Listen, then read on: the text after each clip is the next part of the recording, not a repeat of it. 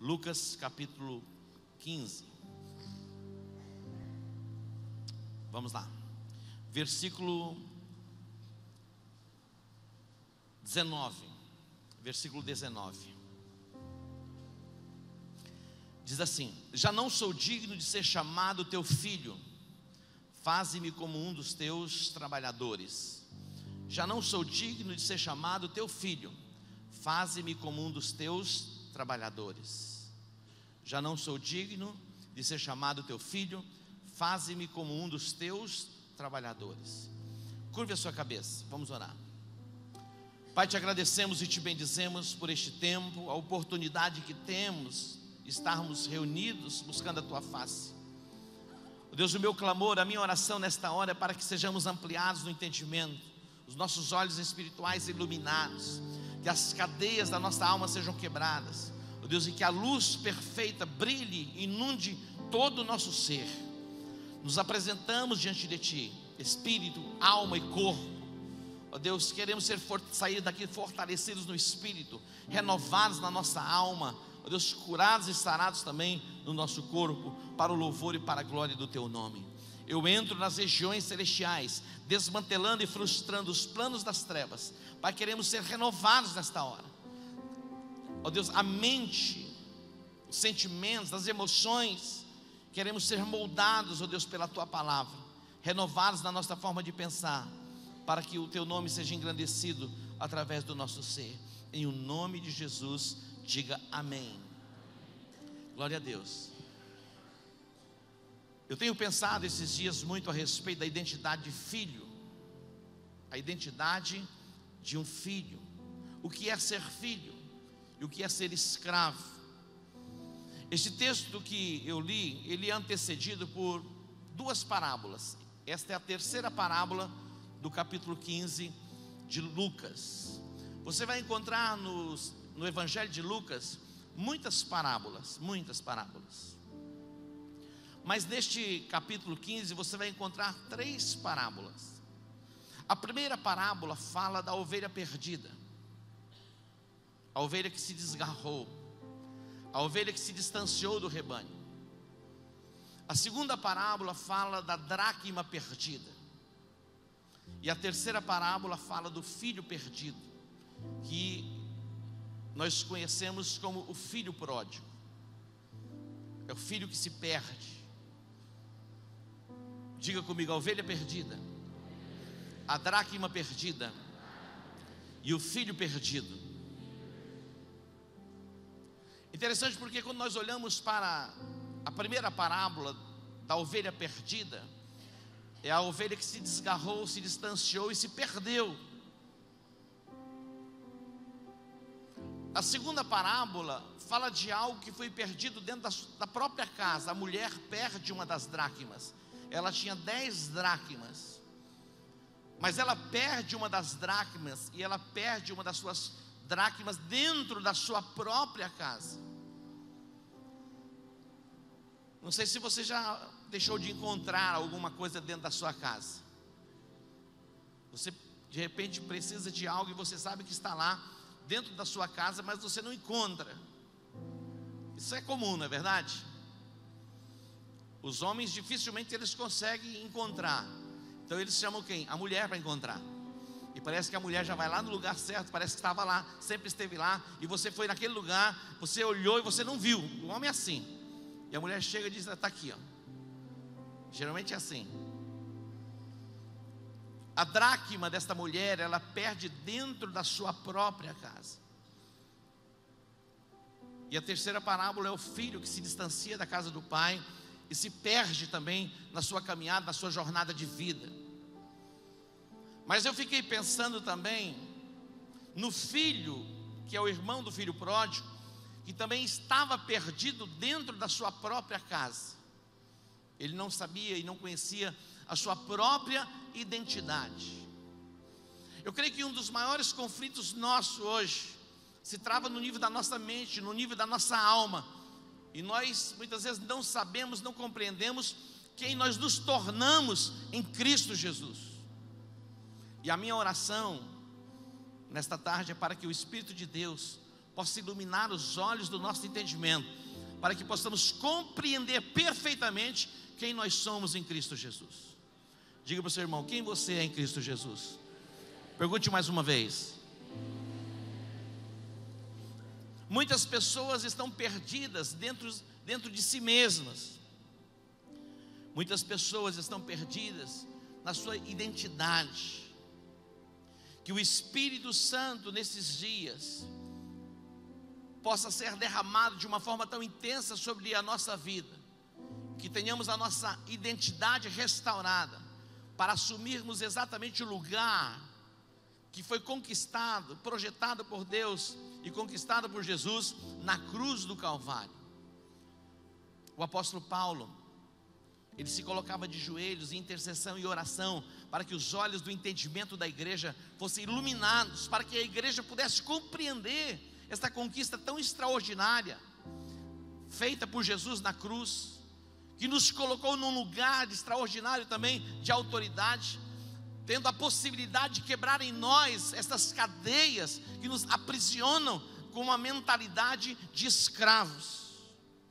Jesus, ele diz: olha, eu não vos chamo mais servos, mas eu quero ter com vocês um relacionamento de amigos, porque o servo, preste atenção aqui, olha só, o servo, ele não compreende, na verdade, ao servo não é revelado os segredos do seu Senhor.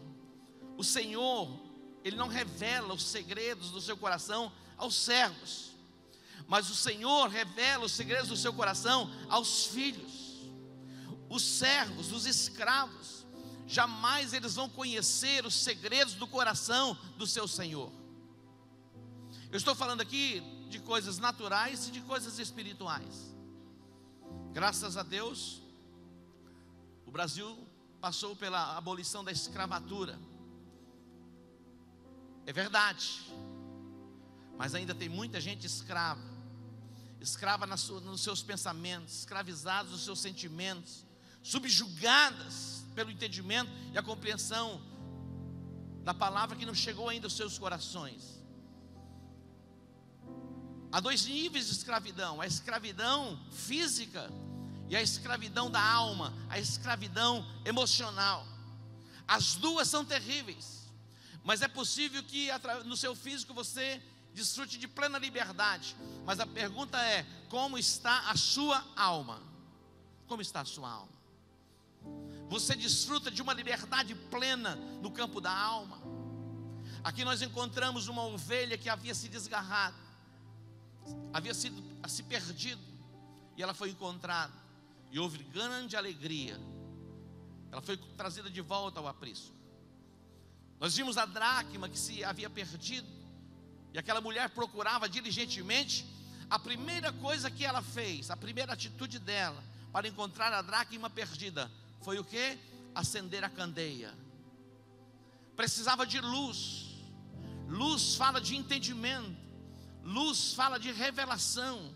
Por trás da letra há algo espiritual que pode promover a mim, promover a você a verdadeira libertação. Nós podemos nos desvencilhar, e mesmo diante de tantas acusações, opressões, nós nos mantermos completamente no equilíbrio e libertos, desfrutando de uma liberdade plena. Quando nós olhamos para o apóstolo Paulo, ele passou por muitas cadeias. O apóstolo Paulo, ele passou por muitos açoites, e ele escreve as suas cartas, e uma das cartas ele escreve, ele estava dentro de uma cadeia, ali aprisionado. Ele escreve dizendo: alegrai-vos no Senhor. Outra vez eu vos digo, alegrai-vos no Senhor. A nossa alegria não pode ser contida por cadeias físicas. O nosso gozo, a nossa satisfação não pode ser contida por pessoas. Quando nós conhecemos a nossa verdadeira identidade, e você vai ser revelado no entendimento, o entendimento ampliado, para você conhecer verdadeiramente a sua identidade. Nós encontramos neste texto que fala a respeito do filho pródigo, que saiu da casa do pai. O pecado, as consequências do pecado, o arrependimento, a confissão e a restituição. O que é o pecado? Nós fazemos a classificação de pecados. Há os 7 pecados capitais. Diga, pecado é pecado. Não tem tamanho de pecado. Quando nós olhamos para Davi, nós ficamos assombrados com o comportamento de Davi. Davi, ele é identificado na palavra como o homem segundo o coração de Deus. Olha a trama que ele faz. Ele foi despertado dos seus sentimentos por Betseba, ela casada. Ele monta uma trama para matar o esposo de Betseba, Urias, era um dos seus fiéis. Ele participava do exército, era um dos homens mais leais. Esse era Davi.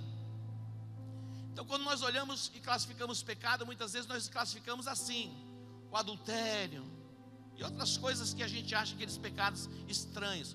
Mas o que é pecado? Pecado é errar o alvo.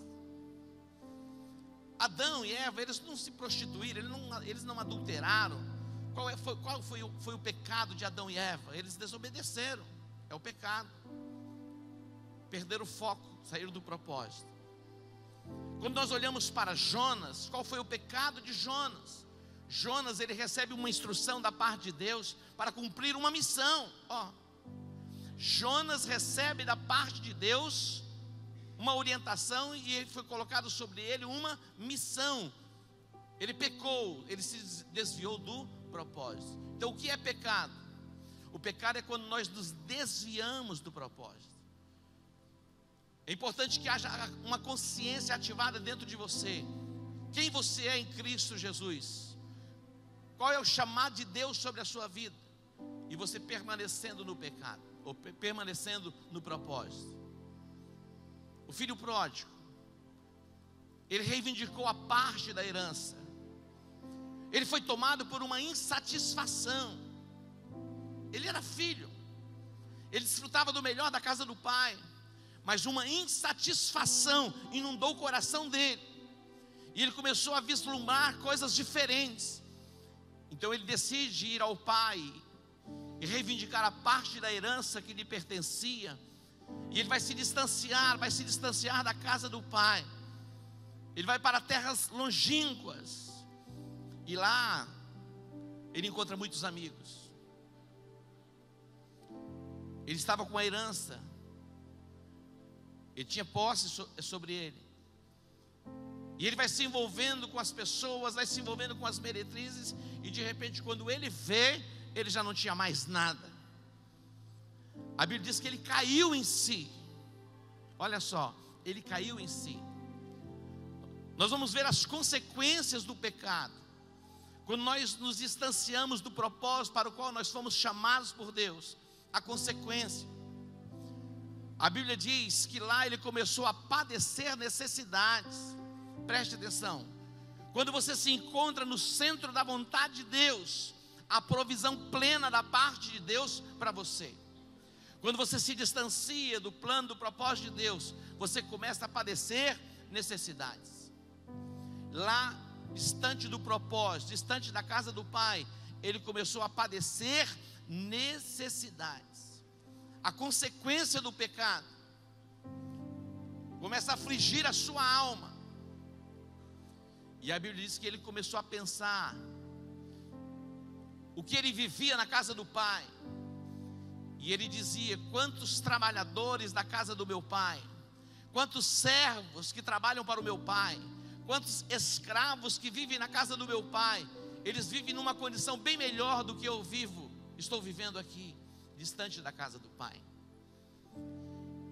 Ele decide fazer o caminho de volta. O arrependimento chegou no coração dele, ele reconheceu o seu pecado, ele reconheceu o seu erro, e ele decide fazer o caminho de volta. Preste atenção, o arrependimento nos traz de volta ao propósito. O arrependimento nos conduz de volta ao propósito. Eu quero dizer para você, não importa o quão distante você tenha ido, não importa o quão abominável tenha sido o teu pecado, sempre há uma oportunidade da parte de Deus, para que você se volte para Ele. Lá estava aquele jovem, o arrependimento chegando ao seu coração, e ele começou a pensar: na casa do meu pai, os trabalhadores do meu pai, os servos do meu pai, eles têm em abundância, eles têm um lugar para dormir, eles têm um lugar para comer, eles têm vestes para vestir, e eu estou aqui passando necessidades. Eles: levantar-me-ei e irei ter com meu pai. Dir-lhe-ei: pai. Aí vem a confissão: pai, eu pequei contra os céus, eu pequei contra ti, eu já nem sou digno de ser chamado teu filho, faze-me como um dos teus trabalhadores. Basta para mim na tua casa ser como escravo. Ele volta assim. Mas eu quero dizer para você: não basta para o pai ter você na casa como escravo. Deus quer ter você, o pai quer ter você na casa como um filho. Como um filho.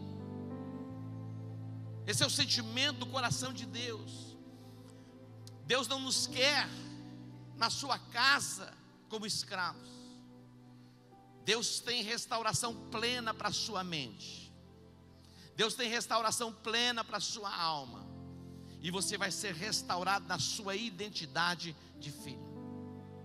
É possível que até hoje, na sua caminhada, na sua jornada de desenvolvimento de fé, você traga com você marcas e resquícios de uma alma escrava, vivendo debaixo de opressão e de limitação, de condenação, subjugado nos seus sentimentos, aprisionados em sentimentos de ódio, de rancor, de vingança. Tudo isso faz parte de uma alma caída. Mas a restauração para você: não importa o nível que você tenha sido ofendido, maltratado, rejeitado, desprezado, e as rejeições, o desprezo e a ignorância de tanta gente pode ter traumatizado você, mas tem cura para você. A restauração plena da parte de Deus para a sua alma, para que você possa viver a liberdade plena do reino de Deus. É possível que você converse com pessoas completamente amarguradas, transtornadas. Elas não conseguem se desvencilhar do passado e traz sobre si condenações. Há pessoas que traz consigo desentendimentos de família que dura 10, 20, 30, 40, 50 anos. Pessoas que não se falam entre si. De onde vem isso? De uma alma caída. Mas há restauração. Tudo que Deus deseja é que você retorne para a casa do Pai, e na casa do Pai, tendo um encontro com Ele, você seja plenamente curado e liberto nas suas emoções. Eu pergunto: como está a sua alma? Como estão os seus sentimentos? É possível que você traga com você marcas de traumas que tem limitado você, mas tem cura para você, tem restauração da parte de Deus para você, e você pode ser desconectado completamente dessas regências, influências que vêm das trevas, que te aprisiona e te deixa cativo nos traumas, e entrar na casa do Pai e ser restituído plenamente. Diga para o seu irmão: a restituição para você. Diga para ele: a restituição para você. Diga: a restituição para você. Para ele bastava estar na casa do Pai, mesmo que fosse para ser escravo, continuar ali na casa do Pai como escravo. Mas a Bíblia diz que o Pai o recebe de braços abertos. Vai começar o tempo da restituição. O Pai vai dar a ele, colocar sobre ele, tirar aquelas vestes imundas, sujas, e vai colocar sobre ele uma vestimenta nova. Aquela vestimenta que estava sendo colocada sobre ele era a vestimenta que representava a identidade de filho. As pessoas comuns não usavam aquele tipo de vestimenta. Quem usava aquele tipo de vestimenta que estava sendo colocado sobre ele era para os filhos. E quando ele volta para a casa do Pai, faz a confissão do seu pecado, o seu Pai vem e coloca sobre ele a túnica, o manto de autoridade. Quando nós assumimos a nossa identidade de filhos, somos restituídos no nível de autoridade, porque o filho tem autoridade.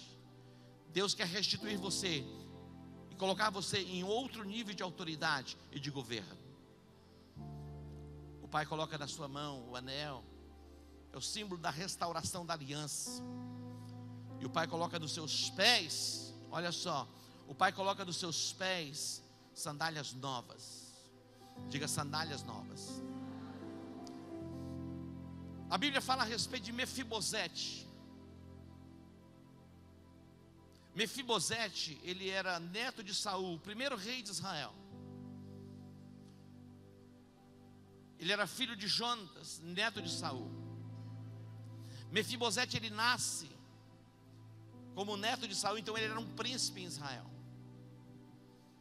Se fosse olhar pela linhagem de sucessão, possivelmente no futuro ele tinha possibilidade de se tornar um rei. Mas a Bíblia diz que no período da guerra, e havia uma guerra intensa,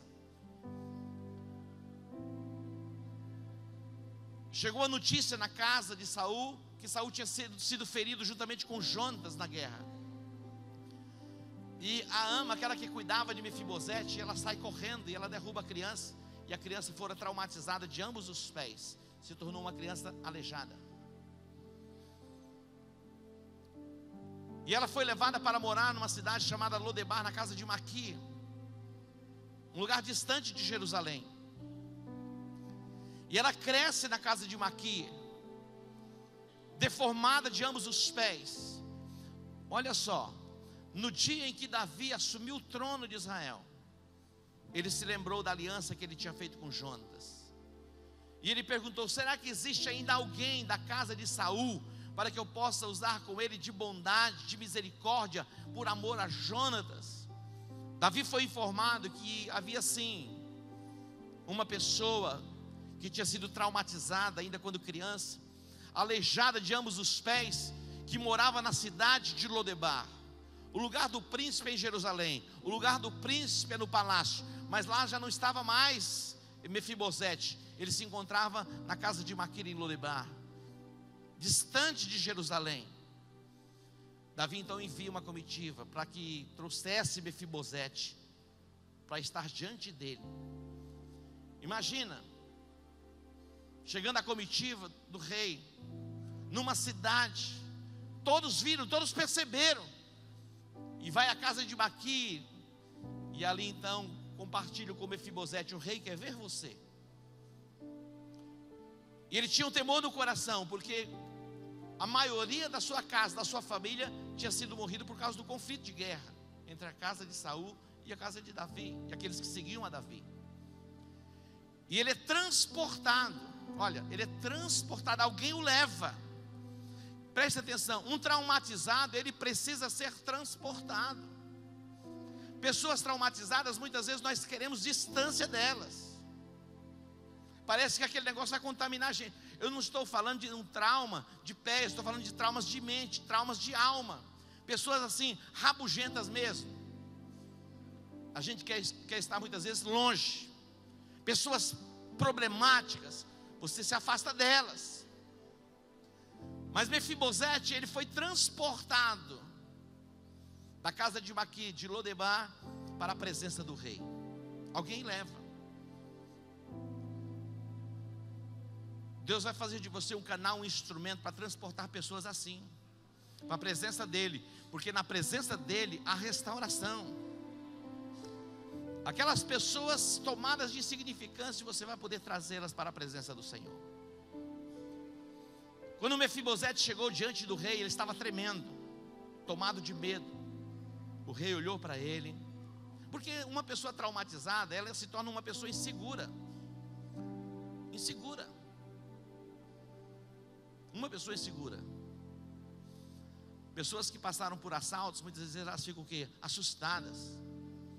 Não sei se você já sofreu um acidente de carro. Os primeiros dias após o acidente, toda hora parece que vem a cena e parece que o acidente está se repetindo. Então uma pessoa traumatizada, ela fica assim.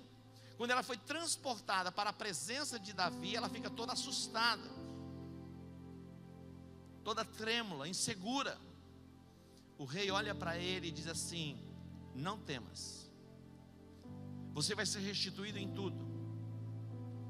E a partir de agora, você vai morar comigo no palácio, você vai morar em Jerusalém, e você sempre vai comer pão à minha mesa. Sempre você vai comer pão à mesa do rei. Olha que coisa extraordinária. Ele chega ali com uma mente de escravo, traumatizado. Agora ele vai se assentar à mesa do rei. Eu fico imaginando e pensando como é a mesa do rei. Hoje tem os jogos americanos, mas antigamente se colocava a toalha, na verdade aquela toalha grande. Imagina alguém traumatizado e colocado à mesa. Ninguém mais vê os traumas que ele tinha nos seus pés. O convite é para que você se assente à mesa do rei. E ninguém mais vai ver os seus traumas. Ninguém vai perceber os seus traumas. Porque na mesa do rei, você se assenta à mesa do rei, e você pode comer, desfrutar da abundância da mesa do rei. Ele vai assumir este lugar, ele vai assumir essa identidade. Mas ele chega na presença do rei completamente tomado de insignificância. Sabe como ele se expressa diante do rei? Quem sou eu? Eu não passo de um cão morto. Por que o rei há de se importar comigo? A sua alma era tomada por uma insignificância que consumia o seu interior. E ele se expressa exatamente assim: eu não passo de um cão morto. Um cão, nesses tempos bíblicos, não tinha valor. Agora imagina um cão morto, o valor que tinha. Valor negativo. É assim que ele chega. A pergunta é: como você está? Como está a sua alma? A sua identidade? Quem você é em Cristo Jesus? Mas entramos num outro cenário. O filho perdido dentro da casa do pai, que é tão sério quanto o filho que se perdeu fora. Interessante porque aquela mulher, quando decidiu buscar a dracma e procurar a dracma perdida, a primeira coisa que ela fez foi acender a candeia, a luz. Pela luz é possível encontrar aquilo que foi perdido. Eu não sei o que foi perdido dentro de você, mas pela luz, pela revelação e pelo entendimento da palavra, você pode ter de volta. Talvez você nesses dias tenha sido tomado por um sentimento de insegurança, de pequenez, de insignificância. Mas a luz e a revelação da palavra vai inundar todo o teu ser, vai te colocar no lugar que você deve estar, aquilo que foi conquistado por Jesus na cruz. Você pode dar um aplauso ao Senhor?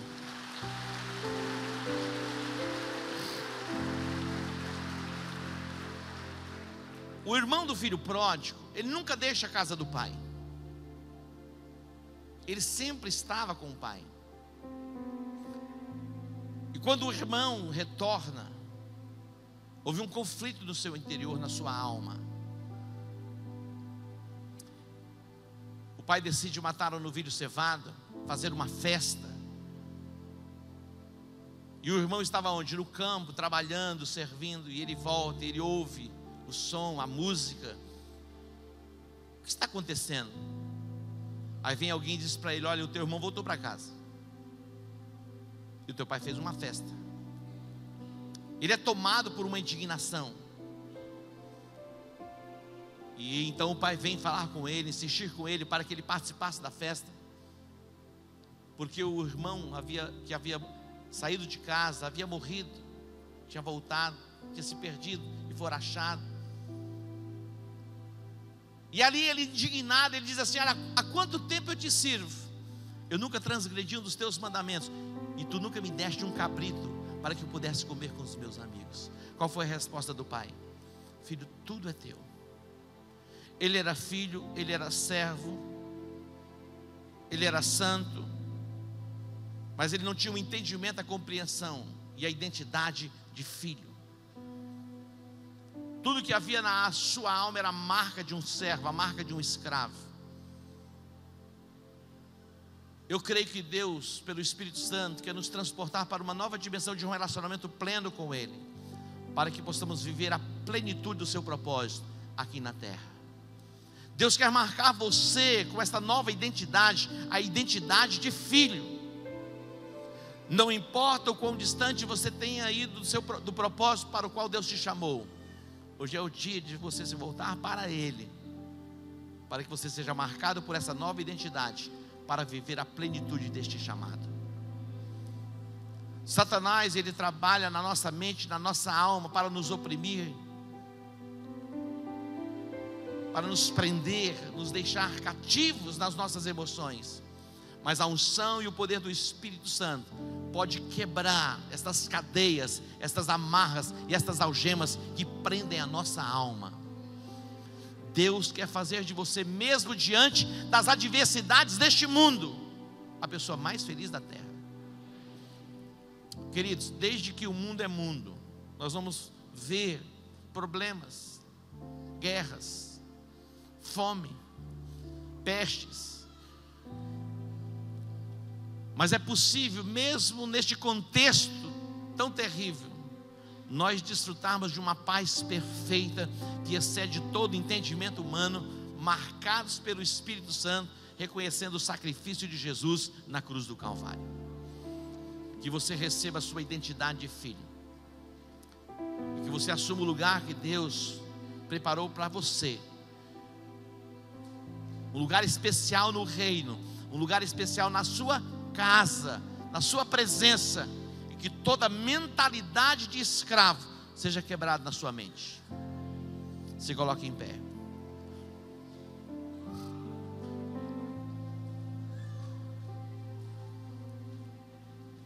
Não é por força, não é por violência, mas é pelo Espírito Santo. Eu creio que o Espírito de Deus quer se mover neste lugar, nesta tarde, para que sejamos marcados por uma unção poderosa, e as cadeias, as prisões de uma alma cativa, elas podem ser quebradas, e nós podemos desfrutar da verdadeira paz, que excede o entendimento humano. Curva a sua cabeça. Nós vamos adorar, e depois eu quero orar com você. Você vai se render ao Espírito de Deus, para receber a sua cura, receber o seu milagre nesta hora, de libertação, de restauração e de restituição. Mesmo sendo assim, pobre pecador, Deus me ama.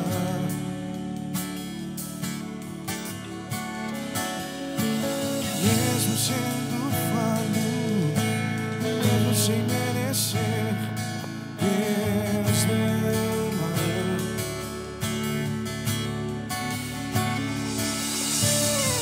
Se estou forte, se eu estou de pé, Deus me ama.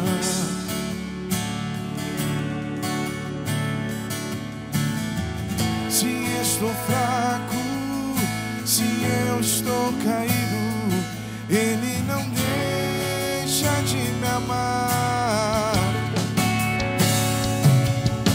Sem teu amor, sem teu perdão, o que seria de mim?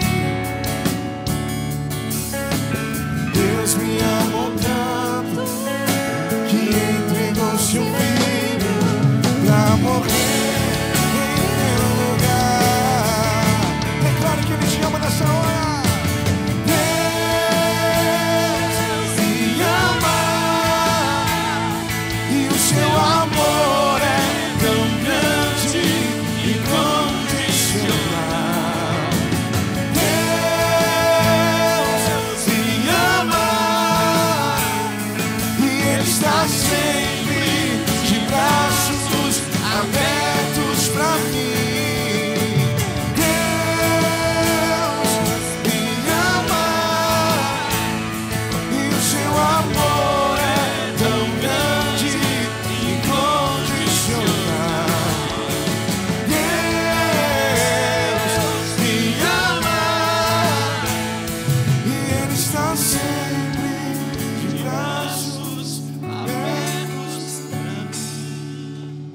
Permaneça com seus olhos fechados. Quando o filho volta para a casa do pai, o pai o avista de longe, de longe. E a Bíblia diz que o pai foi movido de íntima compaixão. Das suas entranhas, ele se move para encontrar-se com o filho. Deus é assim, Deus é assim. Esse é o Deus que nós servimos. Ele se move de íntima compaixão. Não importa, meu irmão, não importa o quão distante você tenha ido, o quão distante você tenha se afastado. Hoje é o dia da restauração. Hoje é o dia da reconciliação. Hoje é o dia da restituição. O manto de filho, a túnica de filho, de autoridade, está sendo colocada sobre a sua vida. Todo o espírito de condenação que vem escravizando você na mente, isso vai ser quebrado pelo poder do nome de Jesus. Levante suas mãos aos céus, eu quero orar com você. O Espírito de Deus está neste lugar para trazer cura, para trazer restauração, para trazer libertação. É a hora do mover do Espírito Santo sobre a sua vida. A restauração para você, sim. A restituição para a sua casa, sim. Esse é o Deus que nós servimos, o Deus de toda graça, o Deus de toda suficiência, o Deus que se renova em misericórdia a cada manhã. Esse é o Deus que nós servimos. Pai, te agradecemos e te bendizemos. Pai, o Senhor conhece o coração de cada um dos teus filhos.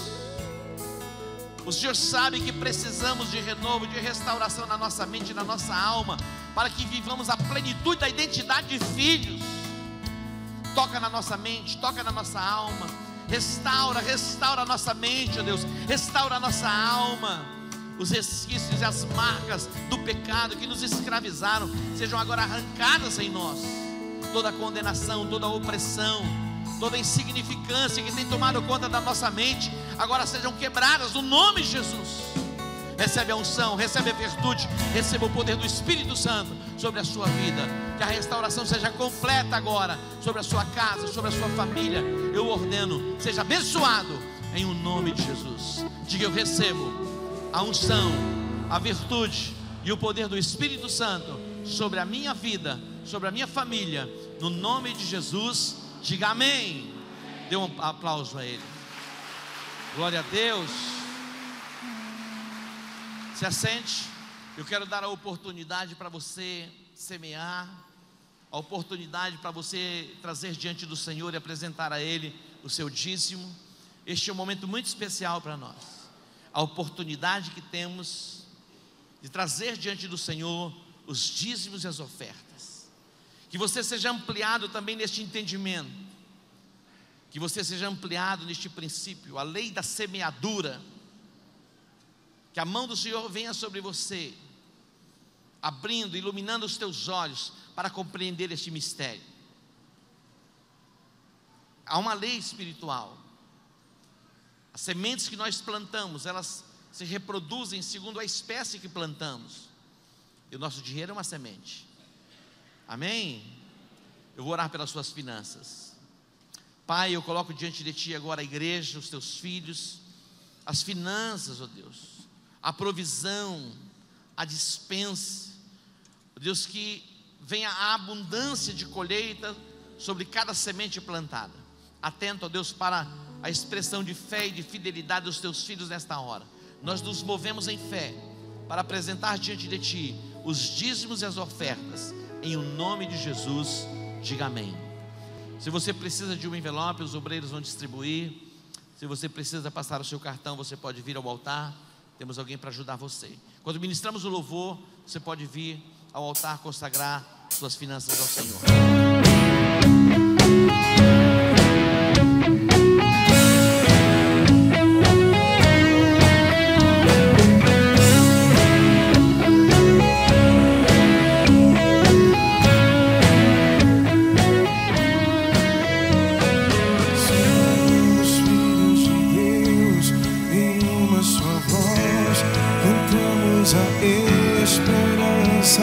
Muralhas tentando separar, mas nada pode parar o poder do nosso Deus. Tu vais à nossa frente e todas as muralhas vão virar pó. Elas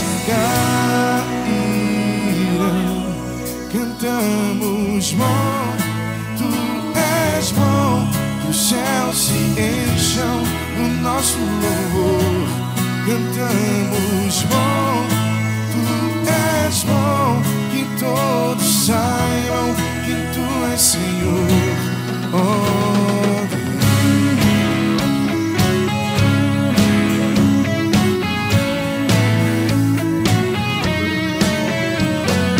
nós levantamos teu nome, expulsamos as trevas, deixamos o amor brilhar. Tu vais à nossa frente e todas as muralhas vão se dissipar. Elas ruirão. Cantamos bom, tu és bom. Que os céus se encham do nosso louvor. Cantamos bom, tu és bom. Que todos saibam que tu és Senhor. Cantamos bom, tu és bom. Que os céus se encham do nosso louvor. Cantamos bom, tu és bom. Que todos saibam que tu és Senhor. Oh Deus,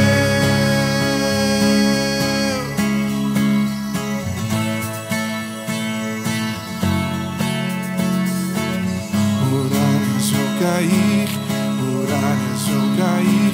Oh, oh, oh, oh, oh, oh, oh. Muralhas vão cair, muralhas vão cair. Oh, oh, oh, oh. Você pode declarar e profetizar isso, cante. Muralhas vão cair, muralhas vão cair. Oh, oh, oh, oh. Muralhas vão cair, muralhas vão cair. Oh, oh, oh, oh. Aumente o volume, cante. Muralhas vão cair, muralhas vão cair. Oh, oh, oh. Muralhas vão cair, muralhas vão cair. Dê um aplauso ao Senhor. Glória a Deus. Amém. Nós temos ali um exército poderoso chegando do Encontro Revisão. Tem alguém aí do Encontro Revisão? Dê um aplauso ao Senhor pela vida desses homens. Pode entrar. Receba os homens revisionados, sarados e curados pelo poder do Espírito Santo. Aleluia! Um exército poderoso está sendo levantado para implantar o reino de Deus na nossa cidade, no nosso estado e na nossa nação. Aleluia! Glória a Deus!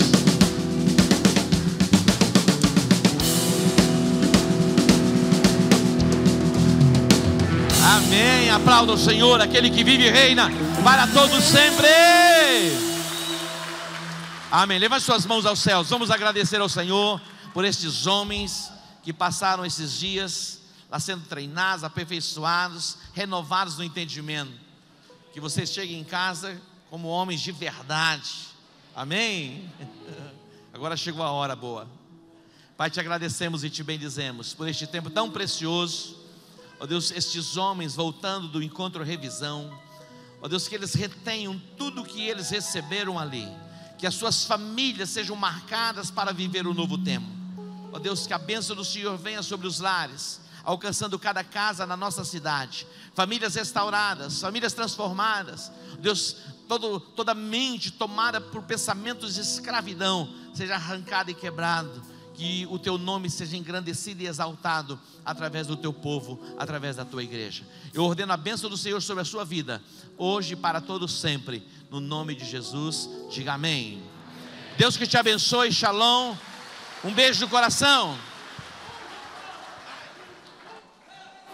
Cantamos bom, tu és bom, e céus se